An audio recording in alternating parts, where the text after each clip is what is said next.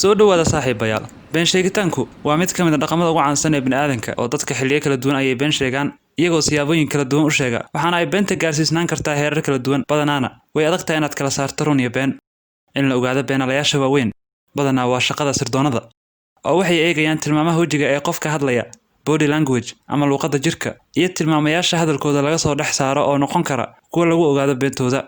sanadii 2004 daraasad la sameeyay ayaa lagu ogaaday in 96% dadka beenta sheega ay qirtaan inay been sheegeen xilliyada kamid ah halka 4%na ay ku dhaga adeegeen inay beentooda run tahay iyagoo isla markaasina been sheegaya daraasad kale oo Mareykanka laga sameeyayna waxa lagu ogaaday in 60% dadka ka qayb galay ay sheegeen inaysan marnaba been sheegin si kastaba ha ahaatee cilmi baarayaasha qaar ayaa qaba in qofka uu ugu yaraan hal been ah sheego 60 daqiiqaba mar iyagoo daraasad ay sameeyeen sidaasi ku ogaaday haddaba sideen anigu ku ogaan karaa in qofka ila hadlaya uu been sheegayo magacaygu waa Cabdixakiim Colaad muuqaalkan waxaan ku soo gudbinayaa taba ku caawinaya inaad ogaato in qofka kula hadlaya uu been kuu sheegayo iyo in kale inta aan u guda galin muuqaalka intiisa kale waxaad ogaataa in dhammaan macluumaadka aan muuqaalkan ku wadaagayo ay yihiin kuwa lagu ogaaday daraasado ay cilmi baarayaal sameeyeen haddii aad nagu cusub tahay fadlan subscribe inoo dheh channelka gambaleelkana furo si aad u daawato macluumaadka iyo muuqaaladeena xiga qofka beenta sheegaya ma yeelan karo dhammaan astaamaha been garashada balse ka eeg qaar ka mid ah astaamahan soo socda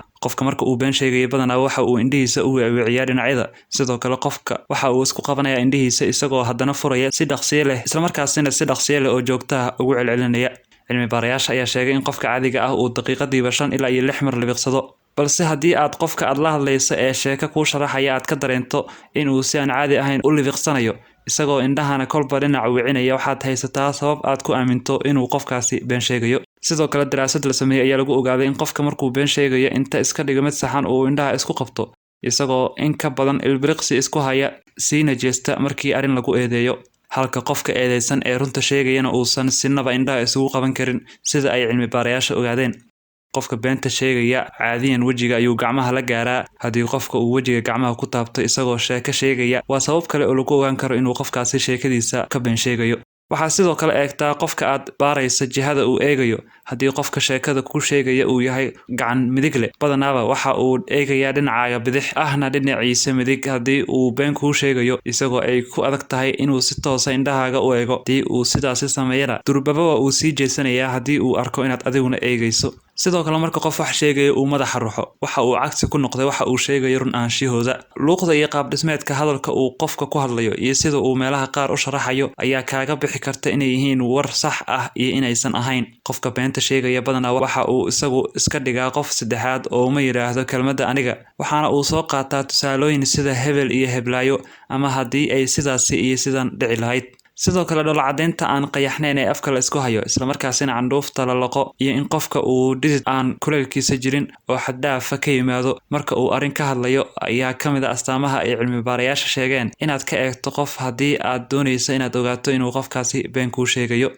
ugu dambeynna dadka daacadda ah amaba runta sheegaya badanaaba ma isku dayaan inay kugu qanciyaan inay daacad yihiin amaba ay kuu dhaartaan iyagoo dhaarta moodaya inay tahay lagama maarmaan isla markaasina kalsooni badan ku qaba inaad aaminayso halka qofka beenta sheegayana uu si xaddaafa u dhaaranayo si aad u aaminto isagoo markuu hadlayana isticmaalo oraahida sida runtan ka hadlayaa iyo been maahan maxaan been kuugu sheegayaa haddii aad is leedahay waa muuqaal anfacaya la wadaag asxaabtaada si ay iyaguna kula daawadaan adiguna waad ku mahadsan tahay daawashadaada haddii aad nagu cusub tahay fadlan subscribe channelka oo la soco muuqaaladeena iyo macluumaadkeena xiga mahadsanid